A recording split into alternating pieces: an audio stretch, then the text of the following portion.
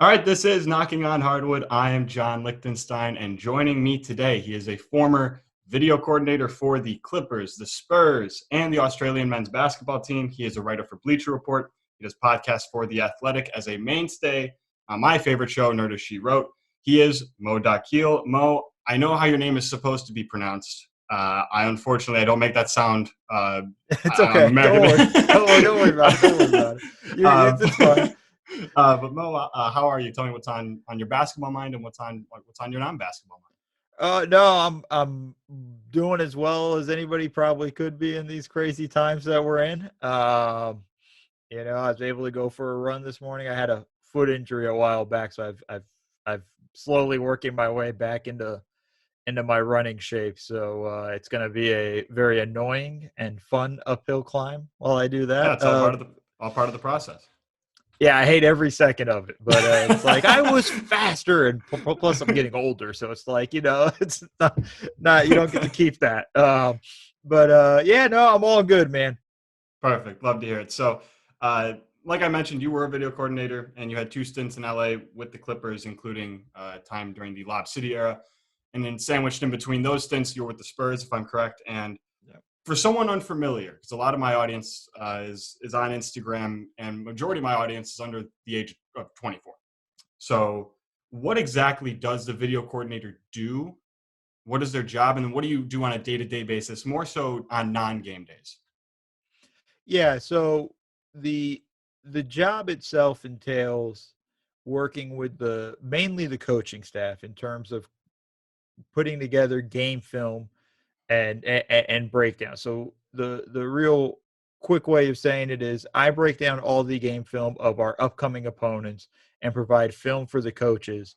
And together with the coaches, put together the pregame edit that we show to teams. Excuse me, the practice edit and so on, and then I break down our own games, providing sort of almost like a self scout and allowing our head coach normally to be the ones to kind of go through it and work with him to pull out clips and stuff to show the players. And sometimes we show it as a team. Sometimes we're pulling stuff off for individual players and so on. And then there are side projects. You're always working with the front office, getting film ready for the draft. You're always working on the draft nonstop each year. Right. Free agency, trades, all that fun stuff. And again, then there's always some sort of random project that somebody needs done. And that all kind of runs through the film room. And then kind of the day-to-day stuff is, on a non-game day, you're getting in early, you're checking in with the coaches, making sure you're prepared for your next opponent, making sure that coach who's scouted has all the film they need, and you're able to have clips on the ready for them and so on, and scouting reports and things like that. And you're kind of just running through the entire day. You're in coaches meetings with the coaches. You're part of the coaching staff at the end of the day, Right.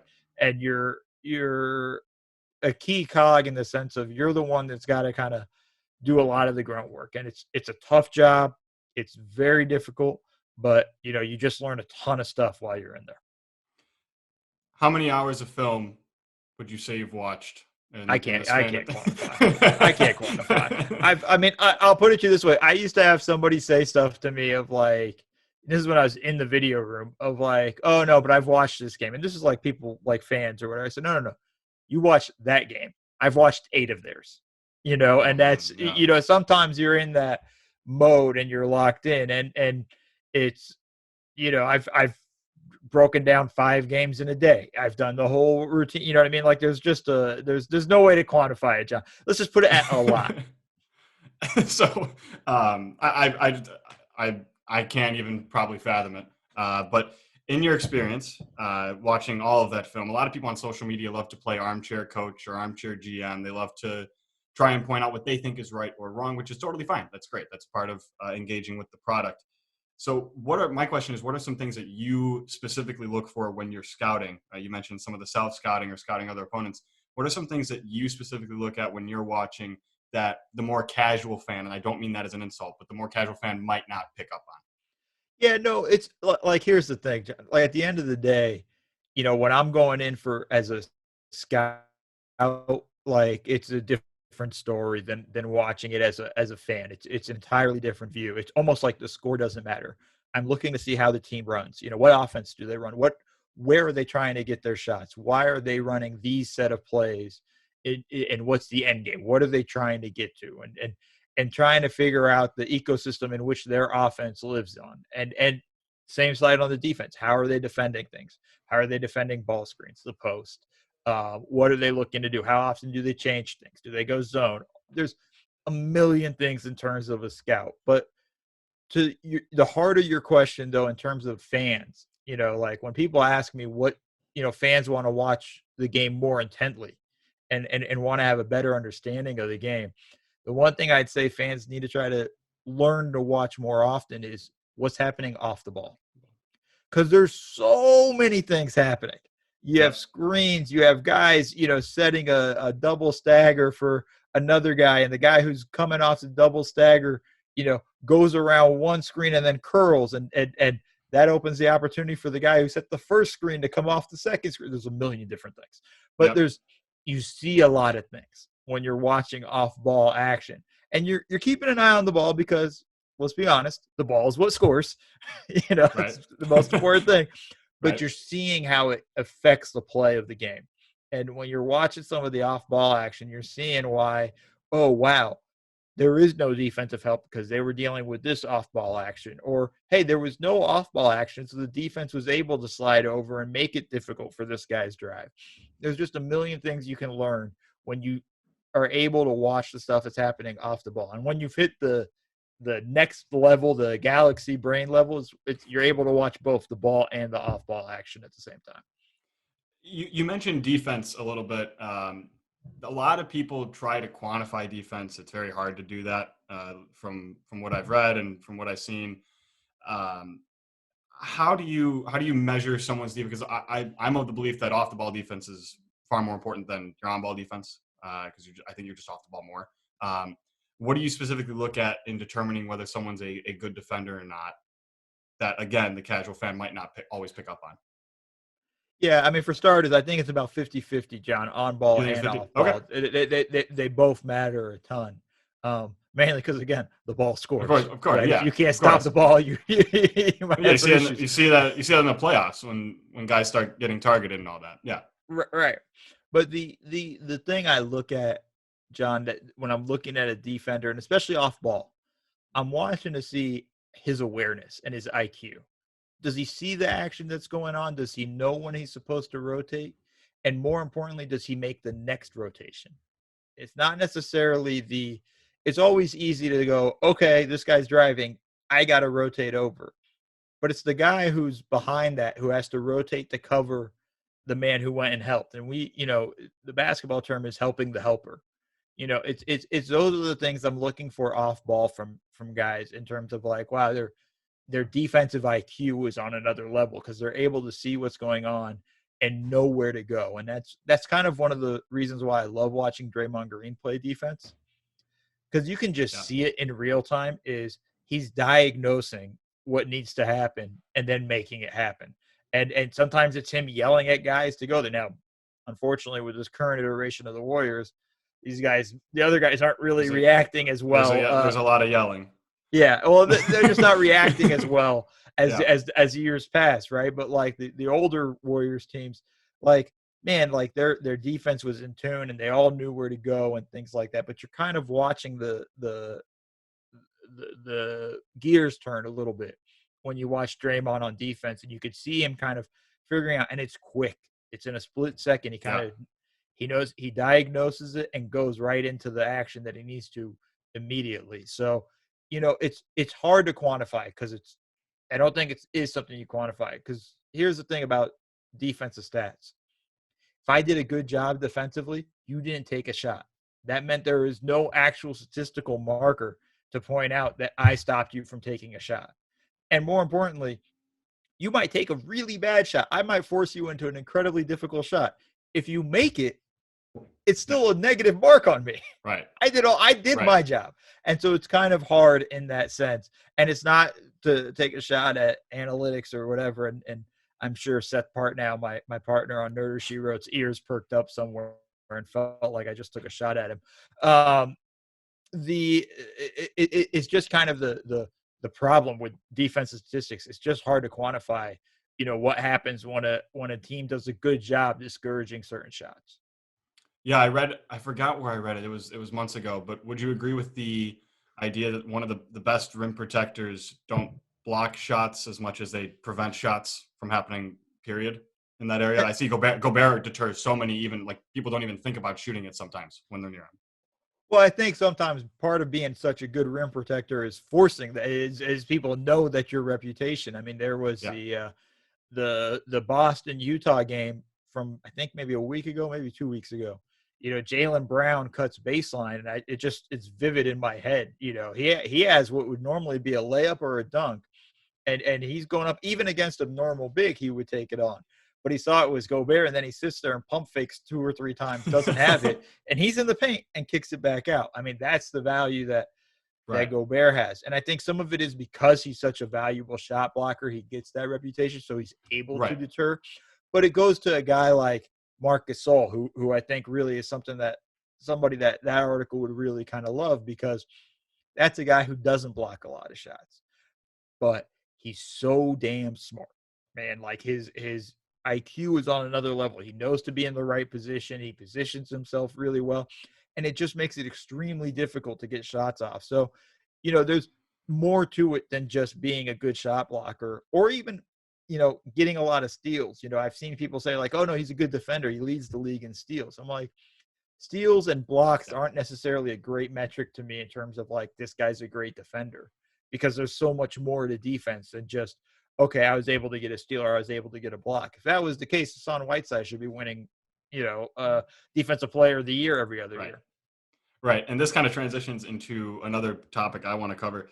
I've been wanting to talk about this with someone for weeks, if not months. And it just kind of happened that Seth Partnow, that we mentioned on Twitter yesterday, was involved in some back and forth with people on Twitter about it, where for some reason, at least it seems to me, every other sports fan base has seemed to embrace analytics a bit more than basketball. Like in baseball, sabermetrics, baseball was kind of one of the first, they were before basketball on that. But there seems to be those people that are very hesitant to accept analytics. And there's people that I've seen, at least people think that analytics people think that everything can be put into a spreadsheet. And if it's not putting into a spreadsheet, it's not worth counting. You can't measure it, yada, yada, yada. Why has that happened? What's the reason for that pushback? And then what's the balance? And this is a totally separate question in your experience with the value of film versus stats, and how did you kind of reconcile the two? How the organization reconcile the two? Well, I'm going to answer your second question first. Okay. And, the important thing is they go hand in hand. I see it. The eye test versus analytics. It's the same thing, guys. It's just that simple. Look, I use film to gather information. That's what analytics does. I think the biggest problem for analytics is they named it analytics. It should just be called information, because that's all it is. It just gives you Right. more information. It's giving you more data. And what you do with the data is how everything goes from there. It's interesting, the anti-analytics crowd is blaming, the analytics group for how the game is played, and I don't necessarily agree with it. Although some of it is influenced by analytics, I think a lot of it too is kind of how the game's officiated and how things are going and whatnot. You have players that are adjusting their mentality, but I digressed a little bit in terms of working in the organization. Like in the video room, I had to pull out stats. I couldn't just provide film and say, okay, here's the film. That's what this guy does. It's like, well, I can easily manipulate the film and show you only their makes. And this guy looks like an 100% field goal percentage. Right. It's you would sit there go like, he never misses. This is unbelievable. You got to use the data to kind of explore how to give you kind of an idea of what this person is. It goes hand in hand. Sometimes the data, it's like, oh wow, that's interesting, I should go look at the film and see what they're doing. Or the other way around, I see something on film going like, wow, this is really interesting, I wonder what the data says about it. And they work together. It's not one or the other. They work together, and the really smart teams always use them in that sense as a tandem. It's the ones that are anti one or the other. It tends to be a problem. As to why we have fans that are so against it, sometimes there's so many different ways we can go with it, John. I think some of it is some people are just using bad stats. Some of the analytics guys themselves, the quote unquote analytics guys, are using stats that don't necessarily make it easy to digest or something like that. And some of it is kind of complicated, and you're trying to figure out these ideas. I think sometimes it needs to be explained better. I think the other side of it too, they need to be more open, need to be more understanding of like, hey, the game's going to always evolve. It's going to evolve 10 years from now. What we're seeing now in basketball is going to be completely different 10 years from now. There's going to be some aspects that are the same, but there's going to be a lot of changes. It's just the way it goes. It's cyclical. The way basketball was in the 90s wasn't how it was in the 70s and the 80s, and so on. So I think it's just one of those things. And the analytics crowd gets a beating for, I think, pretty unfairly. I think they're just providing information. It's on us on how we use it and how we interpret it to help kind of broaden the understanding of it. And, I don't think teams should make all their decisions just based on the analytics. I don't think teams should make all their decisions just based on the film. It's all part of the puzzle. It's all a piece to the puzzle. And you got to look at the whole thing you got to look at it as a whole. And once you're able to do that, you'll be smarter and use that as information. Because at the end of the day, John, it's just information. That's all it is. Right. And when you were a video coordinator, analytics was, obviously still a thing, I would assume, but not. I don't think you can speak to this, of course, more than I. Obviously, it wasn't as big of a thing. Analytics, I'm assuming, even 10 years ago, right? No, And it was it was just it was blowing up, I used, think. right? Okay. It was a thing, but it was just blowing up as I was on my way out. And I think the interesting thing is, like, I just remember, at my first run with the Clippers, the head video coordinator, Ramis Passato, was like, yo, we all got to read this book, Basketball on Paper. And it was a Dean Oliver book, and it was basically about analytics. Like, this was that. I mean, it was kind of that thought process, and things began to change from there. And you're looking at it, because here's the thing: we all want to be more efficient. I got on the podcast today and was talking about my running. I'm using the data I get from my Fitbit. That's analytics, folks. That's analytics to adjust and figure out how I can improve myself, and how I can be more efficient with my runs. And I think that's just something every team is going to go for and look at. And I think every business uses analytics of some sort. And ultimately, I didn't have the full experience because I didn't have as like an entire analytics department. I think just as my last year with the Clippers was our first year where we had an analytics department, and that was just one dude. That was Judd Winston, and he's great, and he's still with the Clippers now. But it was just him, crunching numbers all the time. So it was like I almost felt bad. I was like, man, I can't ask him to do too much stuff. It's only him. But now you have departments that are like 4 or 5 deep, and they're pumping out information, and it's all valuable. I got a question for you regarding that analytics department. There's a lot of publicly accessible stats, RPM, PER, all those kind of like catch-all stats. One of them was player impact plus minus, and that is now no longer publicly accessible. I believe the person who created it was hired by the Wizards. This is just coming to me in my head right now. How many teams have their own kind of catch-all stats, if you can answer that, or kind of have like a bunch of not publicly accessible stats, and how different would they be from the publicly accessible stats we see on ESPN or whatnot? It's interesting. I think each team probably has their own, one or two stats that's unique to them that they kind of figure out how they want to look at and things they want to view, and it's a value to them and things they like and they want to keep track of. So, it's a tough question to answer. I imagine each team's going to have a different value and emphasis on stats. Look, like the Houston Rockets under Daryl Morey, it was all about threes and how many threes are we getting up? Are we getting enough threes? Are we getting enough layups? Are we getting enough free throws? That was the main focus for that team. Other teams are going to be how many passes are we making? How are we moving the ball? What are these? Everybody's going to have a different focus. And on top of that, once you have that focus, you're going to start to look for stats to help you evaluate that. And that may be public and that may be private, and if it's not available publicly, you're going to go find a way to create it privately. I got to imagine, Mark Cuban has a ton of his own guys doing things. And coming up with their own statistical measurements for certain things, and that's not going to be something they want to share with other teams or the public. So I Of think course. it's a normal thing, normal practice for everybody. You mentioned earlier about how the game has changed in the last, each decade. It seems like the game is changing. It seems like now guys are just so good at basketball. Like they're so skilled. They're just way more skilled than they were, even 10 years ago. How the hell do you play defense? Like how do you defend that? And I know there's no one scheme that stops it, because if there was, there would be teams would be running it. But how I guess how would you approach playing defense now, and maybe even in 5 years when guys are probably even more skilled?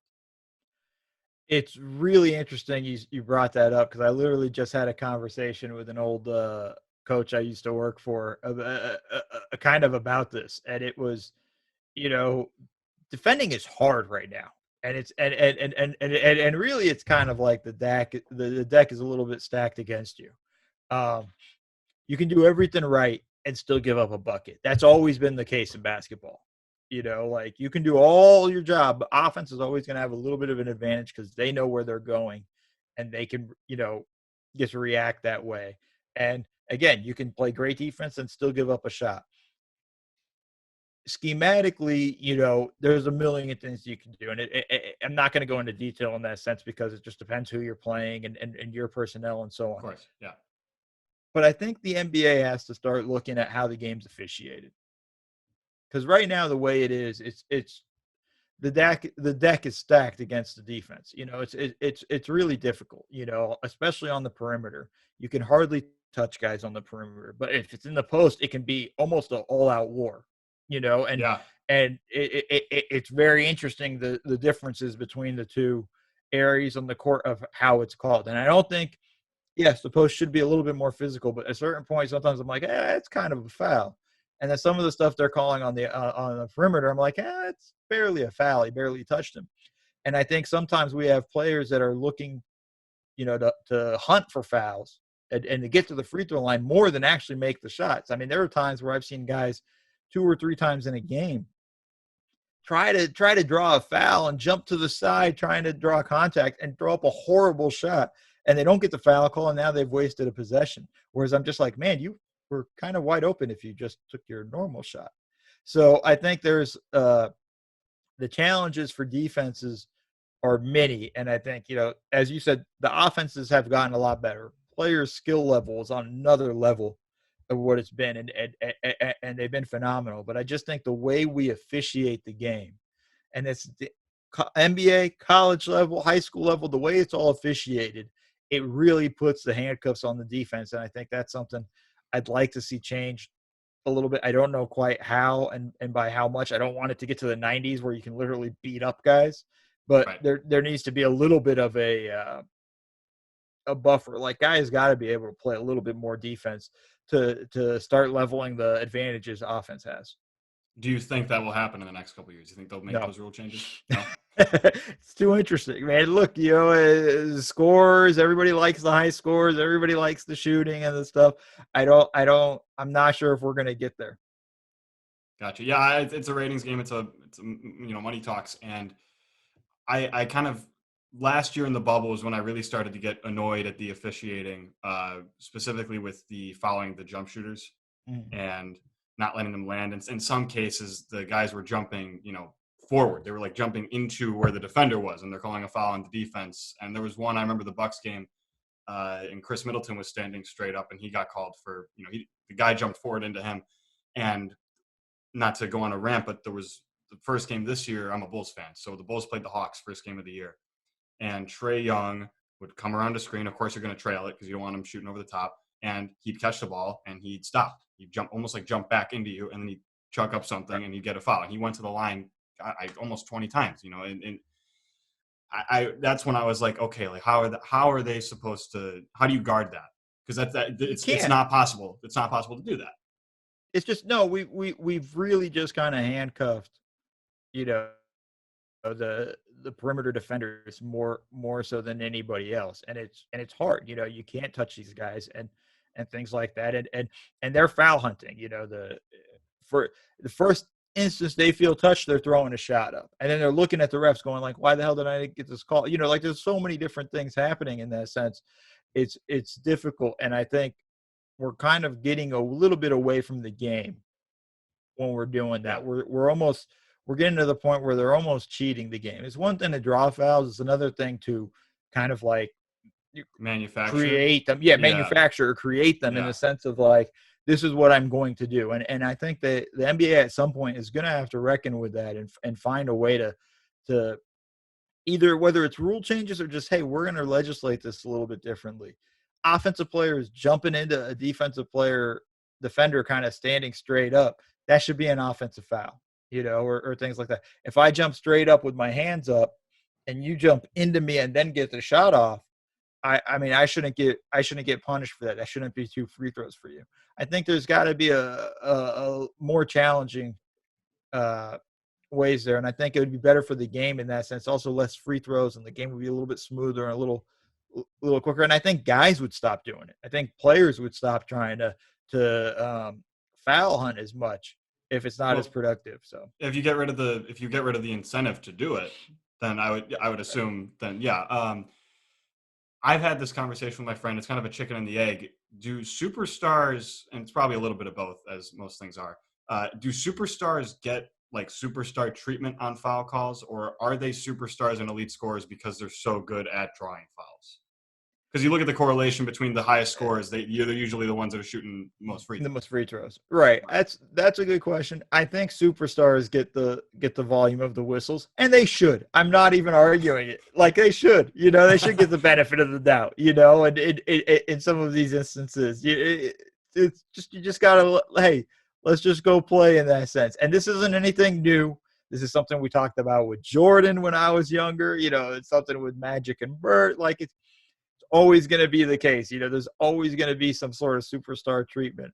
But to get to become a superstar, you got to go through the battles and the wars, and all those guys did to get there. So I'm not going to be mad at anybody who gets the superstar calls. Well, I always think back to that video of Jordan when he was with the Wizards. I'm sure that's it's gone viral before, where the ref was like, "Oh, did he touch you? Oh, okay, yeah, I believe you, Michael," and then he called to foul on him. Right. Right. Yeah, exactly. And to kind of close on this, on the whole, the foul drawing and the analytics and the eye test thing, I love being positive. I like talking about the game in a positive way, but social media can be pretty toxic in terms of the basketball debate. You don't say. Yeah, shocker. So in the context of the social media debate, what is a common argument that is used that this might be vague, but what's a common argument that you've heard used for or against a specific player that you just kind of that you think doesn't make a ton of sense? Well, I mean, the whole Curry conversation at the start of the year was asinine. Like everybody wanted to discount him for playing with for playing with these guys and saying like, no, Curry wouldn't have been able to do any of this, if he didn't have Clay or Draymond or KD and all of that stuff. And it was just hogwash, man. It was stupid. It was stupid then, and it's stupid now. And the reason why I say this is, look at what the man did in Davidson, right? Like he put up big numbers at Davidson. That's not easy. And I think there's an element to this whole thing where everybody wants to be so quick to criticize this stuff. The guy revolutionized the game, man. And the way he does it, everybody always wants him on the ball more and pick and rolls, but I mean, he does such a great job moving without the ball, off ball, and coming off screens and screening himself and then popping out and relocating the different positions to get open looks. Like he does such a great job.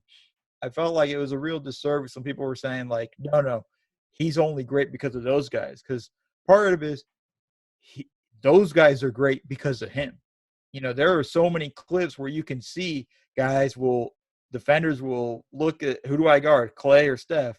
And 2 guys will run to Steph because they're just like that afraid of him. And then Clay is Right. going to get the wide open look. And it's not a shot at Clay. Clay is also great. It's we're always just sitting there and trying to pull these guys down. And the whole thing of like, well, you know, and then you had Damian Lillard coming out there going like, well, let's see him do it now without these guys. Well, guess what? He's doing it now. You know, he's balling at this point. Are we finally gonna say, okay, that's it? Like we agree now, or are we gonna try to find a new way to go at him? I just think the whole and there are many different guys we can run through Oh yeah. where the conversations go this way. But I just find a lot of times, especially on social media, man, it's like, man, just enjoy these guys. Enjoy their talents and their Yes. skills and their greatness. Why do we have to pit Dame versus Steph? Why can't I love them both? What's the problem? You know, I don't have to choose. Yeah, I wholeheartedly agree. And this is not a shot at anyone on Instagram that is a basketball page, but that is a lot of the posts they make, quite frankly, because it does the best. It gets the most comments, it gets the most shares, it gets the most likes. It's clickbait. It's exciting. Everybody wants this. Okay, oh, he thinks so and so is trash. Well, why? And all of this stuff. And it's like, come on, guys. And just the whole conversation. It happened. I remember it because it was over the weekend when it was happening, you know, with this whole Curry thing. And I literally just like, man, I'm just going to go right. I'm not interested in being on Twitter today. I've had those days. It makes perfect sense. Moving on to the Utah Jazz. I was a year early on the Jazz. I thought they were contenders. I thought they were going to be contenders last year. I thought Mike Conley was a great addition for them last year. It turns out he needed some time to kind of get it, acclimated to a new system. I'm of the belief that the Jazz right now are better than the Clippers, and I think I'd take them in a series over the Clippers. And although I think the Lakers beat them, and this is kind of up in the air with AD's injury now, because that's still kind of an unknown. I think the Lakers beat them, but I don't think that the Jazz would be uncompetitive in that series, like some would believe. But I think this team is really good. I think Mitchell's taking a step forward. I think Gobert and Conley are playing like all-stars. I think they should have 3 all-stars, in my opinion. To the person that says they're just another regular season team again, why or why not? Yeah. So one, like, I think a lot of people were a year early on the Jazz, right? Everybody got very excited with the acquisition of Connolly and like, this is perfect, plug and play. He's going to be great. And, I thought he'd be great right away, but I don't think, and I should be more ashamed than anybody else because I've been in the other side of coaches and things like that. I don't think we put enough respect on the fact of like adding Connolly changed a lot of roles for guys on this team. And it wasn't just Connolly last summer. They also added Bogdanovich and it changed a lot of things for that team. It moved Joe Ingles from the starting lineup to the bench. So now he has to adjust to coming off the bench, which was something he really struggled with last season. You had Connolly learning the system, which isn't always easy to pick up right away, and learning new teammates. Excuse me. And then you had him kind of figuring out, okay, how do I run pick and roll with Gobert? It's very different running a pick and roll with Gobert than, say, Marc Gasol, who he had ran several pick and rolls with for many years before ending up in Utah. So there's a whole element of just different things, and it took a while to adjust. And now we're seeing it going like, okay, now they're all adjusted. They're all comfortable in their roles. Look at what Joe Ingles is doing, off the bench when he's in games. Jordan Clarkson looks like a 6th man of the year candidate. You have Mike Conley, who, he's been out a few games, but when he's been in, he's looked so much more comfortable. And like you said, Mitchell is taking the lead. And the other thing too is Quinn Snyder, the coach, has figured out how to coach these guys. He pairs Connolly with Gobert. They're in together all the time.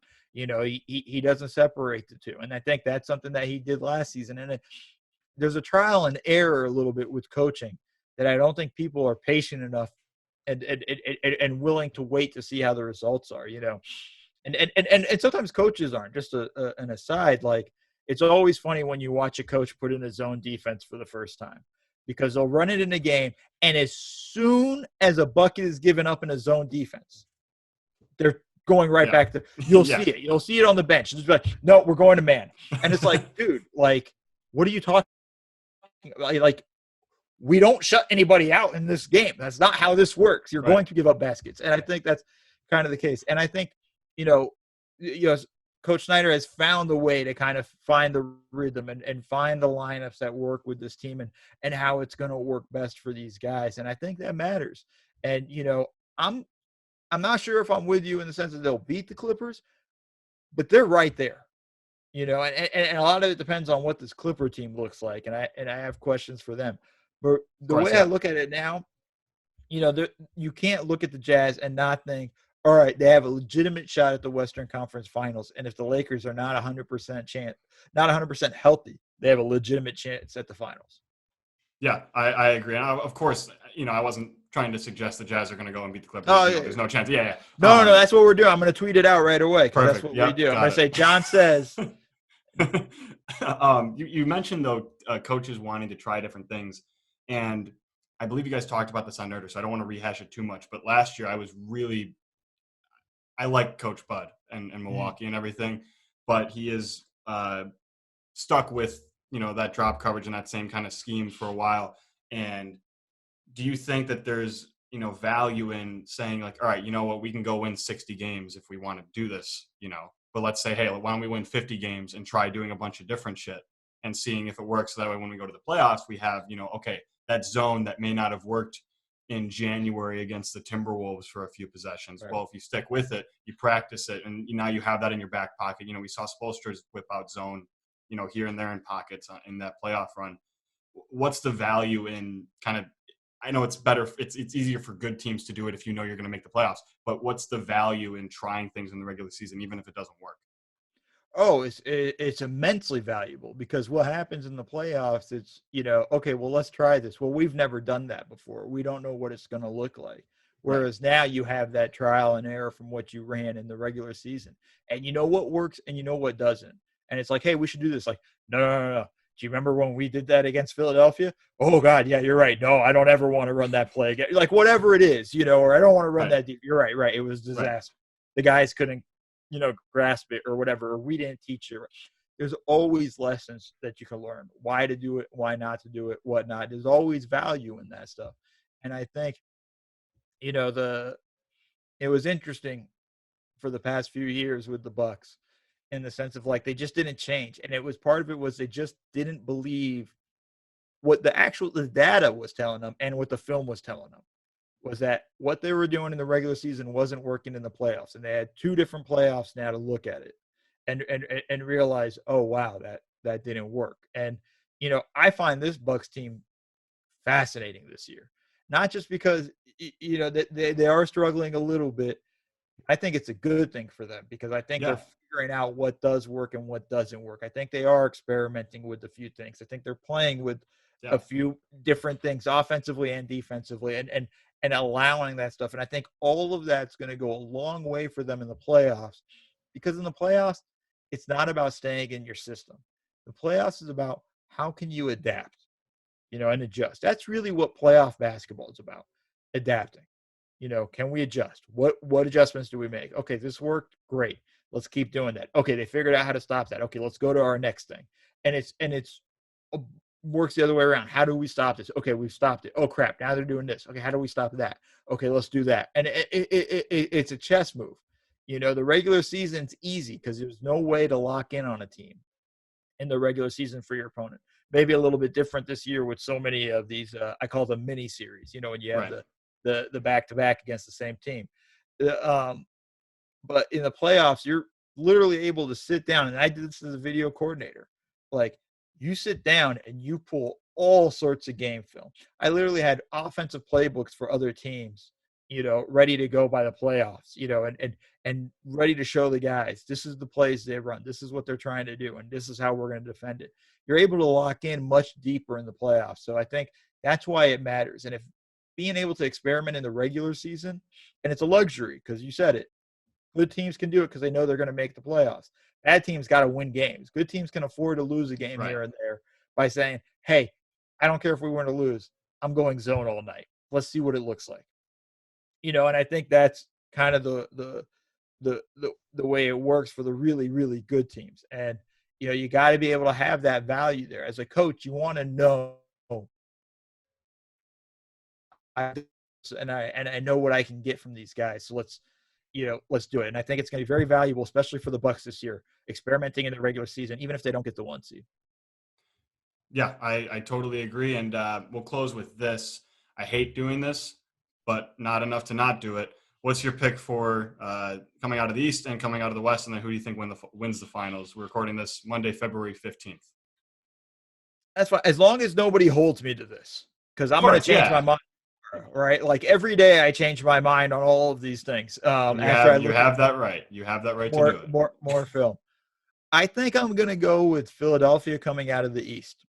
And the reason why I say that is I just think they're playing on another level. I think Embiid's, I actually think Embiid should be the MVP. He's at a whole other level in his game, and he's been dominant. But they have pieces that fit around him. They have shooting. They have defense. I think Ben Simmons is so underrated. Everybody's always trashing him for his offensive stuff, but they don't see what he does defensively.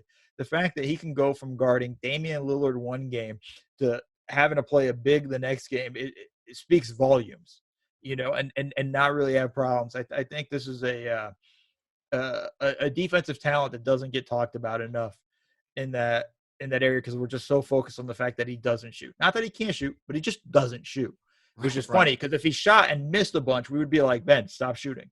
So it's a catch. But I like what this team has. I like where they're going with it. They look so much more different than they were last year. Now they've dropped a few games recently, so this might be a little bit risky, but I just think I feel more confident in this Sixers team than I do anybody in the East. And the East is wide open. You ask me tomorrow, I could probably pick Milwaukee or Brooklyn. The West, listen, before Sunday's game against Denver, it was to me automatically the Lakers. But now I'm a little bit concerned with this AD injury. I'm still going to go Lakers, but this AD injury with the Achilles is something to really keep an eye on because that doesn't make him a lock for me. If he's going to be having to deal with this all season, that's a problem for the Lakers, and that could be an issue for them come playoff time. But for now, I'll just go Lakers Sixers. All right. Well, it's better to disagree for ratings, but I don't. I like Philadelphia as well. My big thing with Brooklyn, and we'll briefly, is that they have Jeff Green and DeAndre Jordan right now. I'm assuming they're going to get someone on the buyout market, or they're going to add some sort of interior defending big man. I would assume, I'd hope, for their sake. And I just don't know how they match up with Philly, which is a big team, and Milwaukee, it's a big team. And obviously, when you have KD, Kyrie, and Harden, that's the flip side of the coin. I just don't know how they guard Embiid. I don't know how they match up, with some rim protection. Do you have any quick thoughts on that?